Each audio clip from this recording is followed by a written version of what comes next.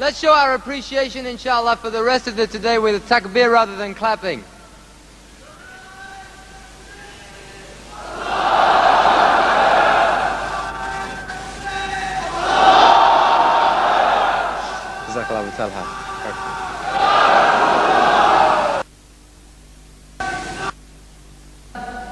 I've asked Brother Isra, Dr. Isra Ahmed, who is the Amir of Tanzim al-Islam and Tariq al-Islam from Pakistan, he's going to address us on the issue of the struggle for Khilafah, what that work entails, what our duty is, and perhaps to bring some practical points in that struggle to establish the Islamic system.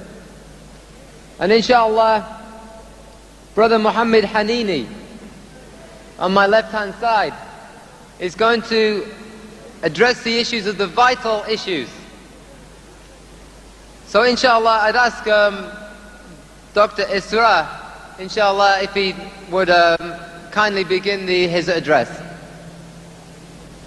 Alhamdulillah wa kafa, wassalatu wassalamu ala ibadihi alladhina istafa, khususan ala afzalihim wa khatamin nabiyyin Muhammadin al-amin wa ala alihi wa sahbihi ajma'in. Amma ba'du, faqad qala Allah tabaraka wa ta'ala kama warada fi surati an-nur. أعوذ بالله من الشيطان الرجيم بسم الله الرحمن الرحيم وعد الله الذين آمنوا منكم وعملوا الصالحات ليستخلفنهم في الأرض كما استخلف الذين من قبلهم وليمكنن لهم دينهم الذي ارتضى لهم وليبدلنهم من بعد خوفهم أمنا يعبدونني لا يشركون بي شيئا ومن كفر بعد ذلك فأولئك هم الفاسقون صدق الله العظيم.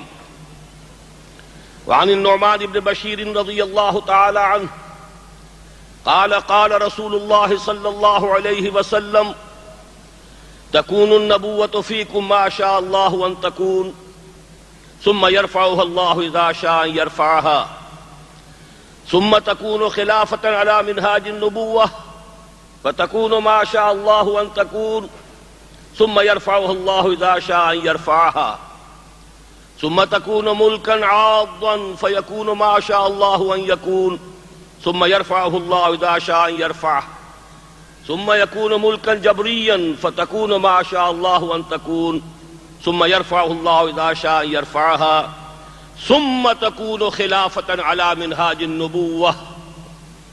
ثم سكت رسول الله صلى الله عليه وسلم. رواه الإمام أحمد رحمه الله. رب اشرح لي صدري ويسر لي أمري واحلل عقدة من لساني يفقهوا قولي. Dear brothers and sisters and sons and daughters in Islam, Assalamu alaikum wa rahmatullahi wa barakatuh. It's indeed a great pleasure and a real honor for me to be here with you this afternoon and addressing this huge gathering of the Muslims in the heart of this Western world. I am calling this place to be the heart of the Western world. It occurred to my mind this very morning that United Kingdom actually is situated on the globe, so that the European continent lies, the main bulk of it is to the south and east of United Kingdom, and the American continent, North America, is lying to the south and west of this place. So actually this country sits in presiding position in the Western world. Because of the limitation of time, I want to proceed with the subject of my talk directly. I have just recited an ayah, that is ayah number 55 of Surah An-Nur. Surah An-Nur was revealed either in the later half of the 5th year after Hijrah or in the beginning of the 6th year. And in this ayah, Allah subhanahu wa ta'ala made 3 firm promises with the Muslim Ummah. although these promises were conditional. وَعَدَ اللَّهُ الَّذِينَ آمَنُوا مِنْكُمْ وَعَمِلُوا الصَّالِحَاتِ. Muslims, you have to fulfill two conditions. Number one, to have real iman. Not only verbal attestation, real iman, conviction, burning faith, living faith. And then you have to fulfill the practical implications of that faith. If you fulfill these two conditions, Allah subhanahu wa ta'ala promises you, He will give you khilafah in the earth. Just as He gave the khilafah to those who were before you. And every reader of Quran must recall the ayah of the Quran, Ya Dawood inna ja'alnaka khalifatan fil ard. In the same way we shall give you khilafah in this world. And second promise, we shall make the deen which we have pleased for them and acknowledged for them, it will be dominant, it will not be humiliated, it will not be downtrodden. وَلَا يُمَكِّنَنَّ لَهُمْ دِينَهُمُ الَّذِي ارْتَضَىٰ لَهُمْ وَلَا يُبَدِّلَنَّهُمْ مِنْ بَعْدِ خَوْفِهِمْ أَمْنًا. And the third promise, He will change the conditions of fear to those of security and peace. All these three promises go to make one promise. When there is khilafah for the Muslim Ummah, then there is no need for fear, there is security, and there is peace, and then the deen of Allah subhanahu wa ta'ala is supreme. So actually these three promises were made, as I told you, in the 5th of the 6th year. And how soon they came true, just imagine historically speaking. In the very 6th year, the Treaty of Hudaybiyah was concluded, and Allah subhanahu wa ta'ala Himself said, Inna fatahna laka fatham mubina. The very next year, Khaybar was conquered. The very next year, 8th year after Hijrah, Muhammad sallallahu alayhi wasallam and his 10,000 companions entered Makkah victoriously. And within another year, the whole of Arabian Peninsula came under the rule of Allah subhanahu wa ta'ala. And you know, after that, within less than half a century, the system of caliphate, this rule of Allah on earth, that extended to a very big chunk of the globe, from the Oxus to the Atlantic. So these promises which Allah subhanahu wa ta'ala has made to the Muslim Ummah came to be true very soon. But what happened afterwards? Now that nearly 1300 years have passed, what were the stages through which the Muslim Ummah has been passing? And where do we stand today? For that I have narrated to you a hadith of the Prophet sallallahu alaihi wasallam. It has been included by Imam Ahmad ibn Hanbal in his Musnad. And the narrator, the reporter of the hadith is Nu'man ibn Bashir radiyallahu ta'ala anhu. I don't want to give the literal translation. I have read out to you the text, complete text, and I am now giving you the essence. The Prophet sallallahu alaihi wasallam enumerated 5 periods of time, starting from his time to the end of this world. Number 1, the days of the Prophet himself, sallallahu alaihi wasallam.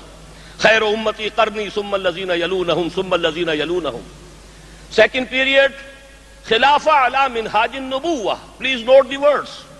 Caliphate on the pattern of Nabuwah, in the footsteps of Nabuwah, on the same methodology as Nabuwah. The same system, the political socio-economic system that Muhammad sallallahu alaihi wasallam established in Arabian Peninsula after a hard revolutionary struggle that was kept intact, absolutely intact, without any change during that period of Khilafah ala minhajin nubuwah. Then the third period, the Prophet calls him the period of cruel kingship. There were kings, although they were named Khulafa, but they built palaces, they had luxury for them. Then the fourth period, which is very important, at least for the first period of kingship, the kings were Muslims. After all, they verbally attested to the unity of Allah subhanahu wa ta'ala, and they accepted Muhammad sallallahu alaihi wasallam as the messenger of Allah. But you know, later on, the Prophet said the fourth period would be Summa takunu mulkan jabriyan, kingship with slavery.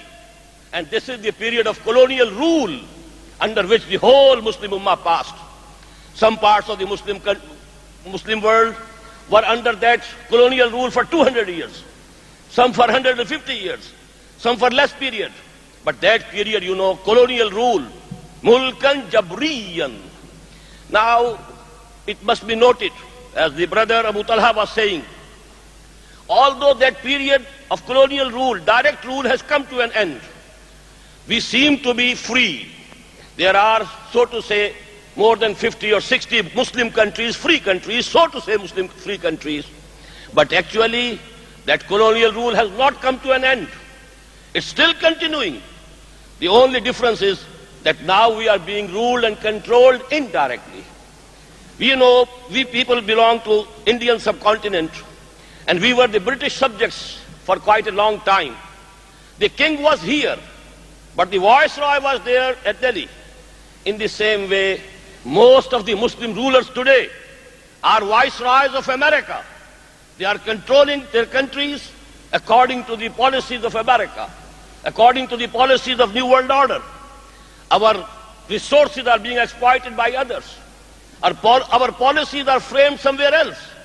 So actually that colonial rule, although direct rule has come to an end, it has not really come to an end. But you know, the good news is that this will come to an end. The Prophet ﷺ has prophesied. He said it will also come to an end. ثُمَّ يَرْفَعُ اللَّهُ إِذَا شَاءَ يَرْفَعَهَا وَهُوَ الصَّادِقُ الْمَصْدُوقُ. He is the true one. And Allah subhanahu wa ta'ala himself is a witness to his truthfulness. And when he says it will come to an end, it has to come to an end.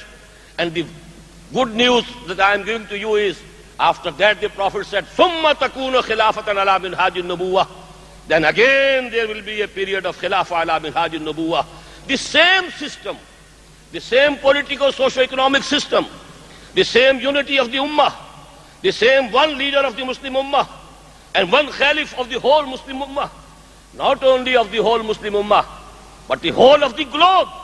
Because the second part of the good news is that the Prophet had said in more than one hadith that now when, for the second time, this Khilafah ala Minhaj al-Nubuwah is established on earth, it will not be limited to any part of the world. It will be global. It will be over whole the world of humanity. Because firstly, he was sent for the whole of humanity. وَمَا أَرْسَلْنَاكَ إِلَّا كَافَّةً لِلنَّاسِ بَشِيرًا وَنَذِيرًا وَمَا أَرْسَلْنَاكَ إِلَّا رَحْمَةً لِلْعَالَمِينَ. And secondly, he was sent to make the deen of Allah supreme. هو الذي أرسل رسوله بالهدى ودين الحق ليظهره على الدين كله. So this domination of the deen of Allah over the whole of human world, actually when this is accomplished, only then the purpose of the advent of Muhammad sallallahu alaihi wasallam will be fulfilled totally. And this is to come, this will come. As the Prophet had said sallallahu alaihi wasallam, there is a hadith from Hazrat Saban radiyallahu ta'ala anhu. قال رسول الله صلى الله عليه وسلم إن الله زوالي الأرض فرأيت مشارقها ومغاربها وإن أمتي سيبلغ ملكها ما زويلي منها. رواه الإمام مسلم رحمه الله. Hazrat Saban says رضي الله تعالى عنه that the Prophet صلى الله عليه وسلم said, Allah subhanahu wa ta'ala folded whole of the earth for me, so that I saw all the easts of the earth and all the wests of the earth. And take it from me, the rule of my ummah will extend to all the regions which were shown to me by thus folding the earth. There are ahadith, other ahadith also to this effect, but I don't have the time to enumerate all of them. Now I want to discuss very briefly what actually we mean by khilafah. Actually khilafah is the opposite or the antonym of sovereignty, because sovereignty of this universe belongs to Allah only. Whosoever claims sovereignty is claiming to be equal to Allah, to be partner to Allah. Sovereignty is for Allah. In al-hukmu illa lillah, amara Allah ta'budu illa iyyah. Lahu mulku samawati wal ard. Kingdom of heaven on earth. You know this biblical, these words of the Lord's Prayer. This is also a gem of the prophetic wisdom. Kingdom of earth, thy kingdom come. Because you are the king of the universe. You have created this universe. Kingship belongs to you. Sovereignty belongs to you. Your will is being enforced in the heavens. Oh God, your will should be enforced on this earth also. This is actually khilafah. And all, you know, all the prophets of Allah subhanahu wa ta'ala, they were the khulafa. Because The commands of Allah were coming to them, and they were enforcing the commands of Allah subhanahu wa ta'ala. They never claimed sovereignty for them. They were not kings, although people know and people say that Dawood alayhi salatu wasalam was king. But no, he was not a king, he was caliph. Quran says, Ya Dawood inna ja'alnaka khalifatan fil ard. You are khalifa, you are vicegerent of Allah subhanahu wa ta'ala on earth. So actually, as Quran says, Ala lahul khalqu wal amr. To him belongs all the creation and all the command. Who has created has the right to rule. Nobody else has the right to rule, except a limited autonomy can be given, that all the commands of Allah subhanahu wa ta'ala should be enforced as such, without any change. What to speak of 51% majority? Not even 100% of human beings can change the commands of Allah subhanahu wa ta'ala. But where there is no express command, no express order, you can use your best judgment. You can make ijtihad. So you can say there is a limited autonomy in this, but not the sovereignty. As long as I told you the institution of prophethood was going on, every Nabi was the Khalifa of Allah, was the vicegerent of Allah. As I have quoted the ayah, Ya Dawood inna ja'alnaka khalifatan fil ard. Then there is the hadith of the Prophet sallallahu alaihi wasallam, and it has been reported by Imam Bukhari. Kanat banu Israel tasusuhumul anbiya, kullama halaka nabiyyun khalafahu nabiyyun. The community affairs, the political affairs of Bani Israel, they were in the hands of the prophets. Whenever a prophet died, he was succeeded by a prophet. When Hazrat Dawood died, he was succeeded by Sulaiman alayhi salatu wasalam. He was also caliph of Allah subhanahu wa ta'ala. But you know, the last personal caliph of Allah was Muhammad sallallahu alayhi wa sallam. After him, no prophethood, no messengerhood, no personal caliphate. After him, this caliphate became the collective affair of the ummah. This is the Khilafatul Muslimin. Now the Muslims act as a community, because they accept Allah subhanahu wa ta'ala as their sovereign. They are ready to submit before His will. So actually now they are entitled to the caliphate. And that is the promise that Allah made with the Muslim ummah. وَعَدَ اللَّهُ الَّذِينَ آمَنُوا مِنْكُمْ وَعَمِلُوا الصَّالِحَاتِ لَيَسْتَخْلِفَنَّهُمْ فِي الْأَرْضِ. Here you know the pronoun is in plural. About Hazrat Dawood, Ya Dawood inna ja'alnaka khalifatan fil ard. He himself was the caliph. Now the whole ummah is actually to become the caliph. And this is the concept of caliphate that has changed from personal caliphate to collective caliphate of the ummah. And this is the Khilafa al-Ijtimaiyya. Now, I must go to the second part of my talk. This caliphate, it cannot be established by mere wishing. We may be wishing it, it won't be established. It cannot be established by mere praying. Prayers are always accepted by Allah subhanahu wa ta'ala when you have done whatever you could do. When you have spent all that you had, and then you pray to Allah subhanahu wa ta'ala, Oh Allah, I have done what I could do. Now the result is in your hands. Then the prayers are accepted, otherwise not. And I am saying one thing more. Even, sacrifices won't take us anywhere unless the sacrifices are on the pattern of the methodology of Muhammad sallallahu alaihi wasallam. Sacrifices also will go in vain. We have been seeing what is happening in the Muslim world. More than 1 million lives have been lost in Afghanistan. Where is the Khilafah? Where is the Islamic State? Still, infighting is going on. Although I hope, inshallah, in very near future, there will be something good coming out of that land. The sacrifices will bear their fruit. But the result up till now is very disappointing. Why? Because we are not taking to the methodology of Muhammad sallallahu alaihi wasallam. So caliphate cannot be established. Let me quote here a saying of Imam Malik rahimahullah. He says, لَن يَصْلُحَ آخِرُ هَذِهِ الْأُمَّةِ إِلَّا بِمَا صَلَحَ بِهِ أَوَّلُهَا. The last part of this ummah will not be reformed except on the pattern and methodology and on the lines on which the first part of the ummah was reformed. Now there is a relationship between that hadith and this saying of Imam Malik. The first part of the ummah was Khilafa ala minhaj an-nubuwah. And as the Prophet foretold, the last part of the ummah will also be Khilafa ala minhaj an-nubuwah. So that what does it mean? That the same methodology will have to be adopted if you want to establish the Khilafah for the second time. which was adopted by Muhammad sallallahu alayhi wa sallam, وَالَّذِينَ مَعَهُ رَضِيَ اللَّهُ تَعَالَى عَنْهُمْ أَجْمَعِينَ. The same methodology will have to be employed if you want to have the same result which we found by the sacrifices and jihad fi sabilillah of Muhammadur Rasulullah وَالَّذِينَ مَعَهُ.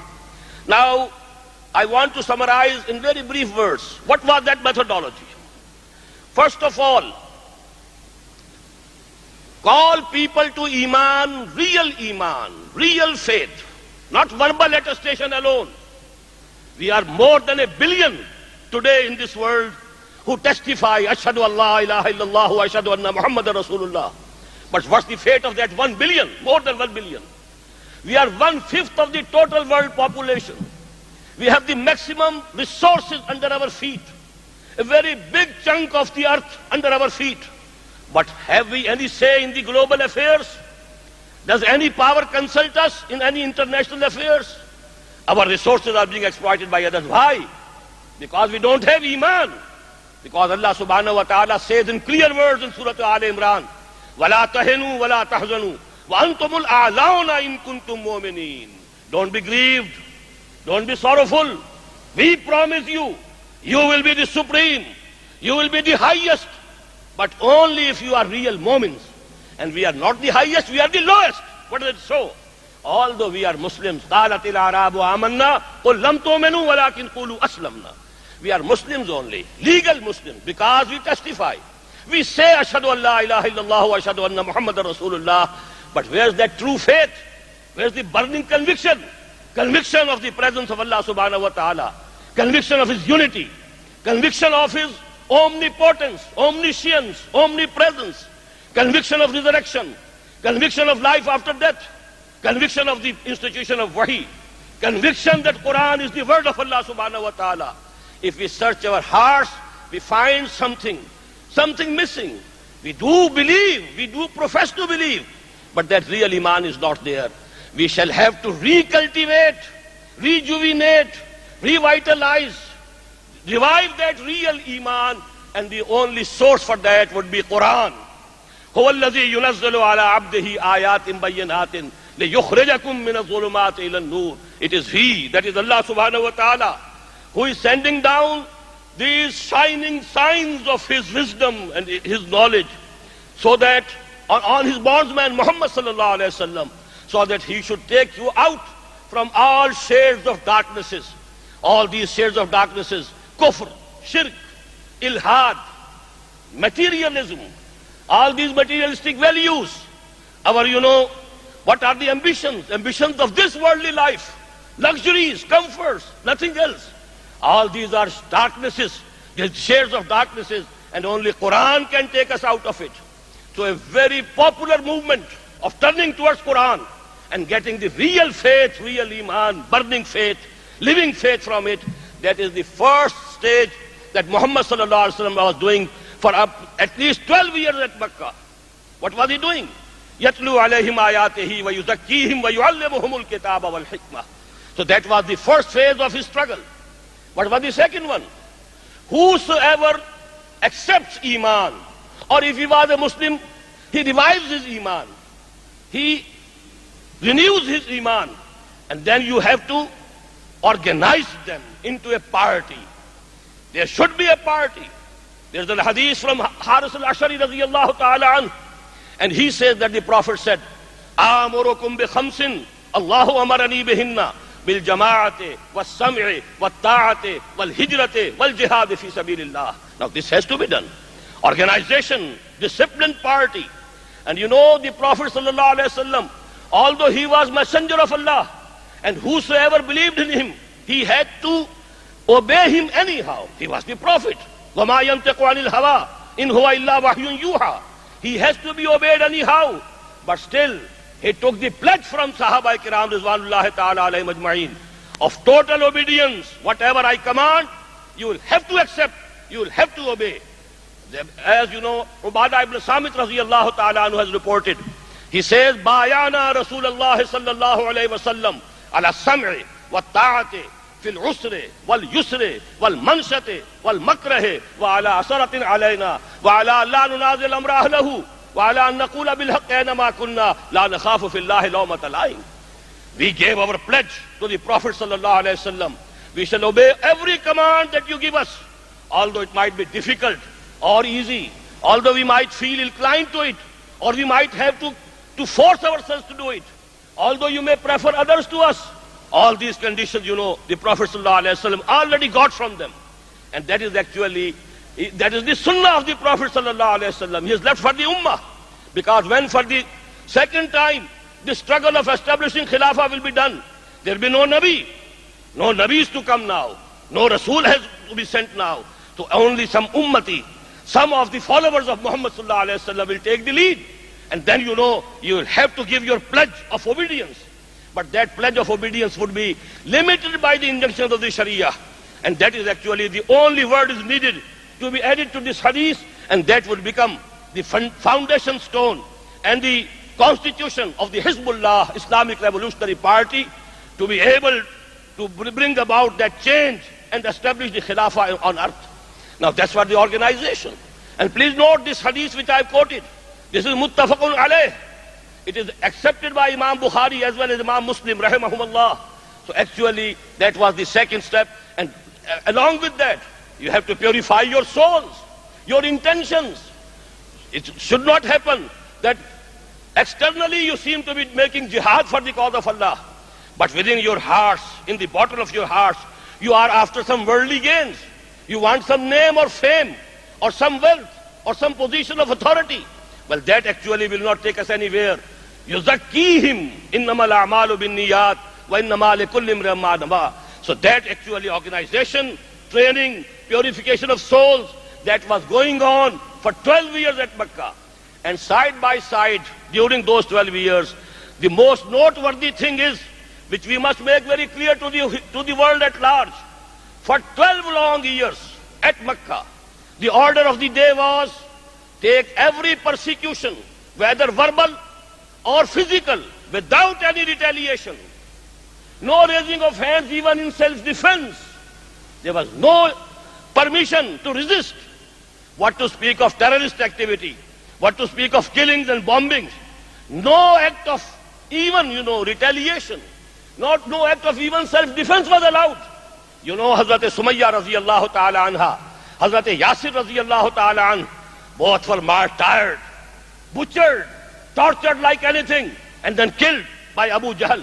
And at least 40 Muslims were present at that time at Mecca. And please never have the idea that they were cowards.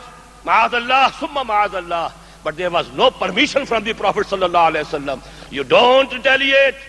Kuffu adiyakum. Keep your hands folded. Have sabr. Even the Prophet used to pass by them when they were being tortured by Abu Jahl. And the Prophet was saying to them, Isbiru ya ala Yasir, fa inna maw'idakumul jannah. Have patience. Have patience, O ya ala Yasir. Because your place is Jannah. Allah subhanahu wa ta'ala will take you immediately. Immediately when you die, you will be transferred to Jannah. Because Shuhada, they go directly to Jannah.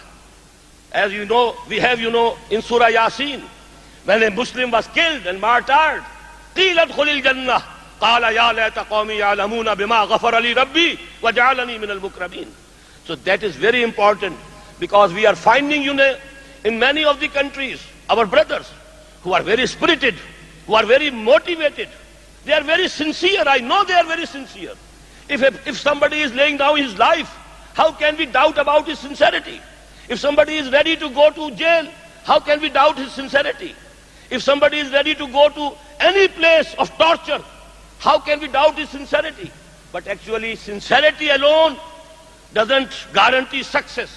Sincerity guarantees the reward in the hereafter, but not success. For success, you must have sincerity and the correct methodology of the Prophet sallallahu alaihi wasallam. Unless both these things are joined together, we will not be able to establish Khilafah on earth. So we have to study the seerah of Muhammad sallallahu alaihi wasallam in depth and analyze it. And from that we have to take the guidance how to establish the seerah. We should say to the Western world, yes, we are fundamentalists. We can't make any bargain. We can't make any compromises on the fundamentals of Islam. We have to cling to the fundamentals of Islam, but we are not terrorists. We want to argue. We want to come to you with our arguments. Hatu burhanakum in kuntum sadiqeen. You bring forth your argument. We can prove our point of view, because we can prove that the only just social order can be the just social order given by Allah subhanahu wa ta'ala, because He is the creator of all. He loves all. Al-khalqu ayalullah. He can do justice to everybody. If the capitalists, they are thinking, they will think about their own interests, not the interests of the laborers. In the same way, landlords, they will be having their own interests before them, not the interests of the farmers. In the same way, men cannot think about women because they think about their own problems. Women can't think as a man because they have to see to their own problems. Only one, and that is Allah subhanahu wa ta'ala, because everybody is dear to Him. All are His creatures. The system that He has given, the law that He has given, actually that only can be the surety, can be the guarantee of justice to all.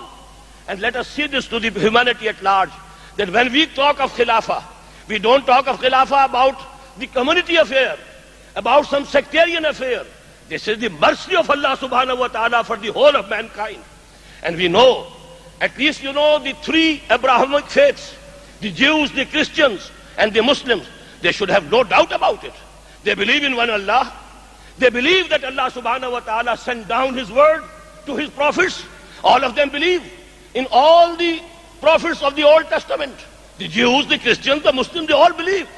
They all believe that Torah was given to Moses alayhi salatu wasalam, and it contained law. And they know, the Christians also know, that Jesus Himself said, don't think I have come to destroy law. This law of Allah subhanahu wa ta'ala, which they call the Mosaic law, the law of Moses alayhi salatu wasalam, no, it's divine. It's not the law framed by Moses alayhi salatu wasalam. It was the law given to him by Allah subhanahu wa ta'ala. And the same line actually is, which has come to an end in its climax in the person of Muhammad sallallahu alayhi wasallam, that Sharia has become complete. Al-yawma akmaltu lakum deenakum wa atmamtu alaykum ni'mati wa raditu lakum al-islam deena. So actually we are working for the humanity. Muhammad came for the whole of humanity sallallahu alayhi wasallam, not for Muslims alone.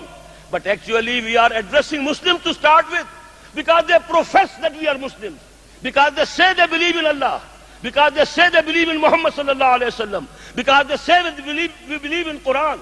Actually that is why we are addressing them, that you should recall what is your duty. You should be reminded of your duty as ummah. As brother Abu Talha said, kuntum khayra ummatin ukhrijat lin-nas ta'muruna bil ma'ruf wa tanhauna 'anil munkar wa tu'minuna billah. That is the only cause.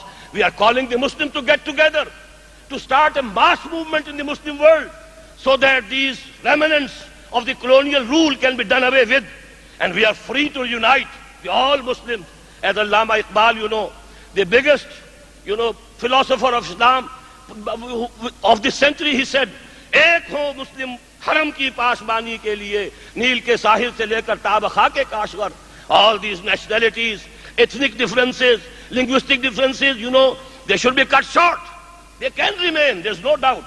When you have races, you can have وَجَعَلْنَاكُمْ شُعُوبًا وَقَبَائِلَ لِتَعَارَفُوا. It's for only recognition, introduction, not for any division.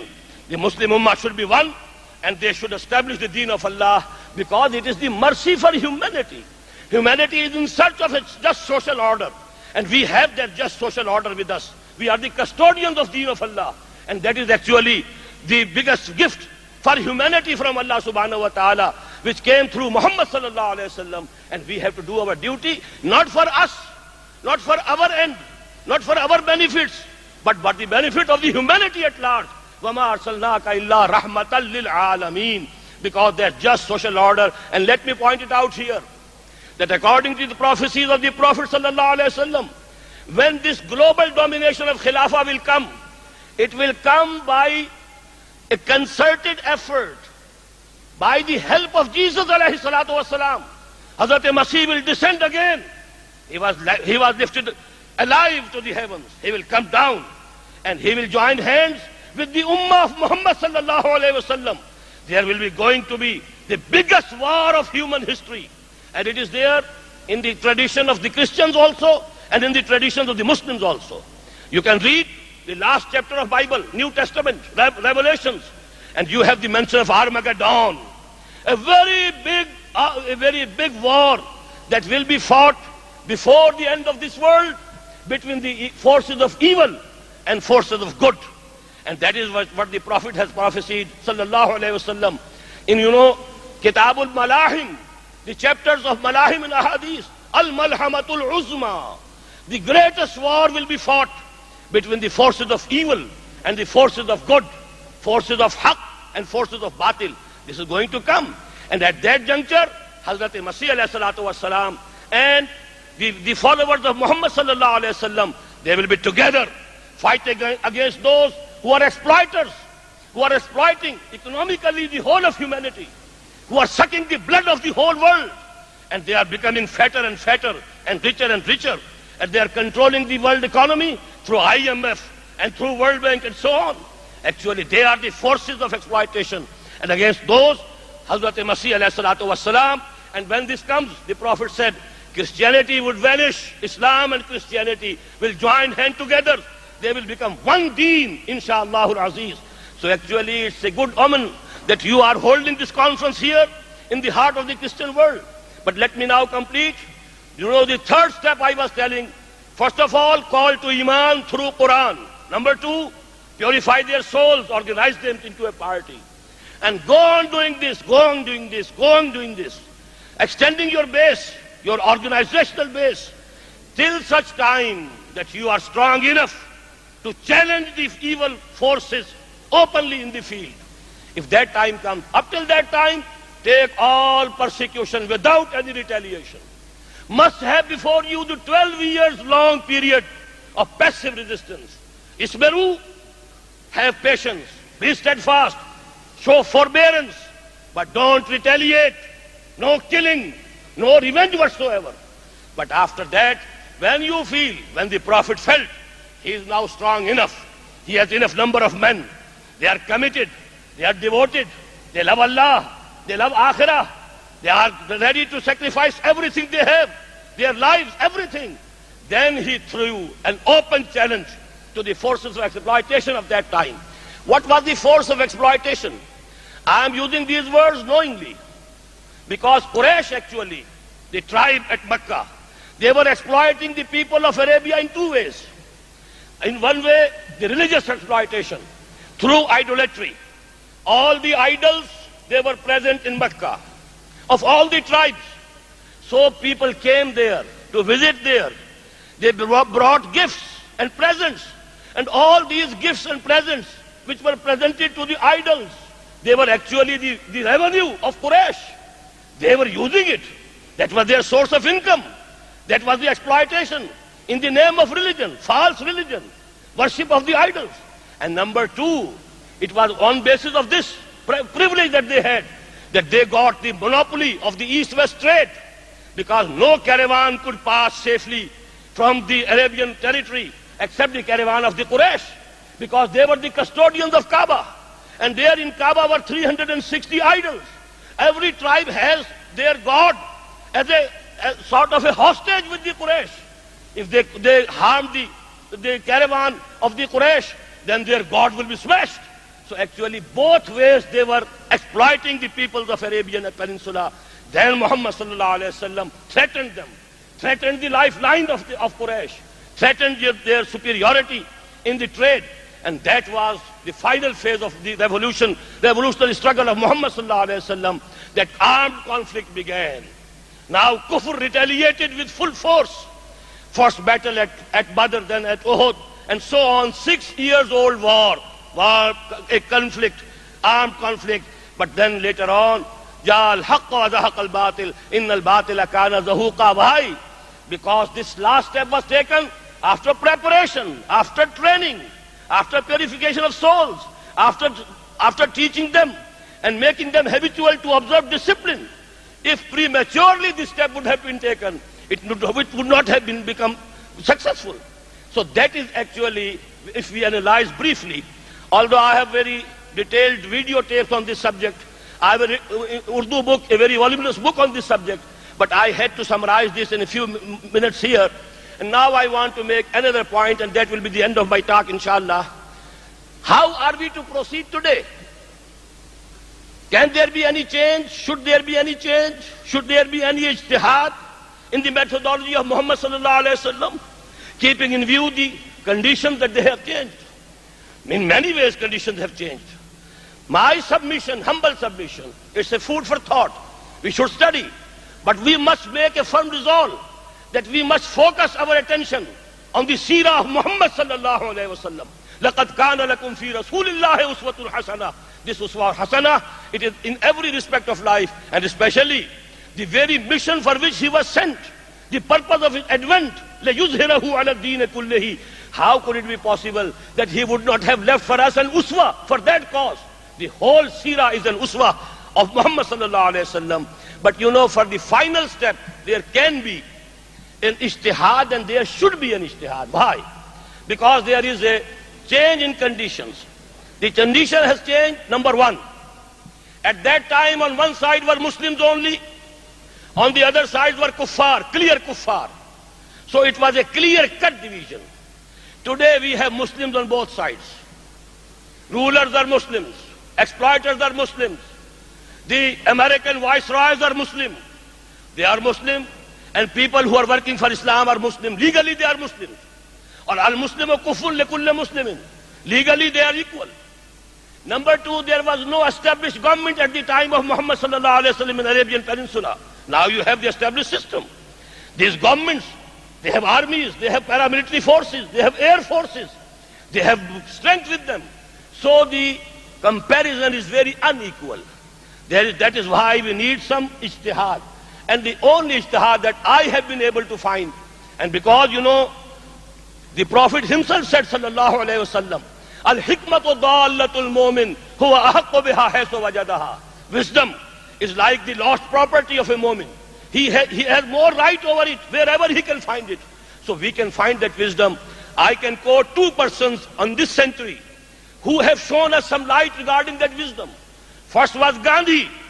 He started the non-violent, non-cooperation agitation. And actually the Britishers, they know it, that the roots of British Raj, actually they were weakened through this non-violent, non-cooperation movement of Gandhi. The second example has been presented by Ayatollah Khomeini in Iran. They never revolted. They never rose up in armed rebellion. They came on the streets. They blocked the system. They were ready to lay down their lives. And they laid down their lives in thousands. And then you know, the despotic king had to run away. Actually, this thing we should keep in mind. But if there is going to be war, if there is possibility that qital fi sabilillah is not haram, it is continuous. The Prophet has said, Al-jihadu mazin munz yawmin ba'asani Allahu ila an yuqatila akhiru hadhihi al-ummati ad-dajjal. This war, fighting for the cause of Allah, will continue.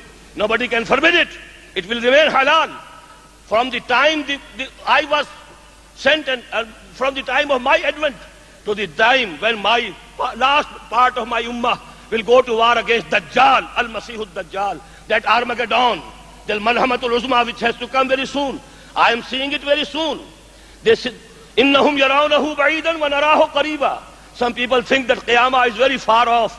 I see it is coming very near. And these, you know, signs of Qiyamah that the Prophet has given us, they are coming one after the other. Actually, the times are very short at our disposal. Maybe there is going to be some Holocaust for the Muslims also, just as the Jews had their Holocaust in Germany. So we should prepare, and we should have, every minute of our time, we should put it to use, maximum use, and we should follow the footsteps of Muhammad sallallahu alaihi wasallam. And the last word, because the title of my talk contains Pakistan, the word of Pakistan. I have spoken up till now nothing about Pakistan, but because a brother also mentioned before, I think Brother Abu Talha himself, that when Khilafah, although it was, a very weak Khilafah, it was a decayed Khilafah, but still, it was a symbol of unity of the Muslim Ummah. And the enemies of Islam were afraid of it. And that is why they, forced the Turkish leadership at that time to abolish it. But actually, what happened, when Khilafah was abrogated or abolished, there was only one country in the whole of the world where there was a movement, a resistance movement, a movement in which there was protest. And that protest was so strong that even the Hindus Even Mahatma Gandhi had to join Khilafah movement. What connection a Hindu has with Khilafah? What connection, a Hindu Mahatma could have with Khilafah? But he had to join because the Muslims of India, because I found, I'm very thankful to these brothers, the workers. They have quoted Maulana Muhammad Ali Johar in this brochure. His wordings of 1924. He was the person who shook the whole of the Indian Peninsula, South Asia, with the slogan, Boli Amma Muhammad Ali ki Jaan Beta Khilafat pe de do. And actually that was the slogan that was throughout the length and breadth of India. All the streets were going on for that Khilafah. So actually, I do have some hopes. Although this whole world belongs to Allah, Allah is the ruler of the whole universe. This Khilafah can start from anywhere. This can start from anywhere. But actually it is natural. It will start from somewhere, then extend to the whole world. It cannot come in the whole world at once. If even Muhammad Sallallahu Alaihi Wasallam couldn't bring it in the whole world at once, how can we bring it? It will emerge from some one place, and then it will go to east and west, and then will extend. Maybe Allah subhanahu wa ta'ala chooses some non-Muslim country for that cause. It's just possible. है आया फितना Tatar के अफसाने से पासबा मिल गए काबे को सनम खाने से. Maybe Allah rejects all us Muslims because we are decayed Lord, and He gives the banner of Islam to a nation, in the hands of a nation who embraces Islam now. But if we see to the Muslim Ummah, actually I find that Pakistan was created in the name of Islam, although the conditions are very disappointing. But maybe we return to our goal. We are reminded of the main purpose of the establishment of Pakistan. I am working for that cause there. Pray for me, and I will be praying for you. أقول قولي هذا واستغفر الله لي ولكم ولسائر المسلمين والمسلمات.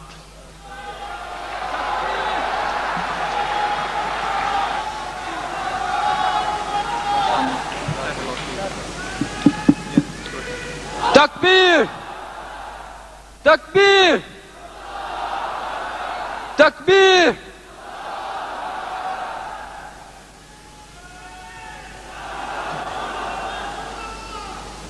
Jazakallah khairan, brother Israr Ahmed, for focusing on the Prophet Muhammad sallallahu alaihi wasallam and adopting his methodology in working to establish Khilafah. It should be